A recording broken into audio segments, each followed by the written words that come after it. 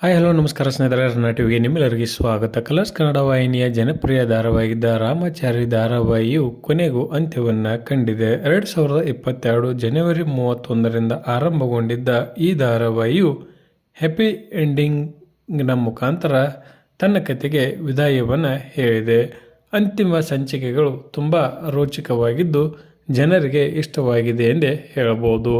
KS Ramji ಅವರ ನಿರ್ಮಾಣದಲ್ಲಿ ಮೂಡಿಬರುತ್ತಿದ್ದ ಈ ಧಾರಾವಾಹಿಯು ಗ್ರಾಮೀಣ ಭಾಗದಲ್ಲಿ ಅತಿ ಹೆಚ್ಚು ಪ್ರೇಕ್ಷಕರನ್ನು ಗಳಿಸಿಕೊಂಡಿತ್ತು. ಈ ಧಾರಾವಾಹಿಯಲ್ಲಿ ಋತ್ವಿಕ್ ಅವರು ನಾಯಕರಾಗಿ, ಮೌನಾ ಅವರು ನಾಯಕಿಯಾಗಿ ಕಾಣಿಸಿಕೊಂಡಿದ್ದರು.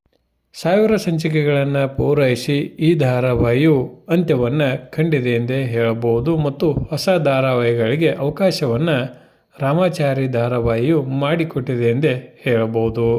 ಕೊನೆಯದಾಗಿ ರಾಮಾಚಾರಿ ಧಾರಾವಾಹಿಯ ಬಗ್ಗೆ ನಿಮ್ಮ ಅನಿಸಿಕೆ, ಅಭಿಪ್ರಾಯವನ್ನು ತಪ್ಪದೇ ಕಮೆಂಟ್ ಬಾಕ್ಸಲ್ಲಿ ತಿಳಿಸಿ. ಧನ್ಯವಾದಗಳು. ನಮಸ್ಕಾರ.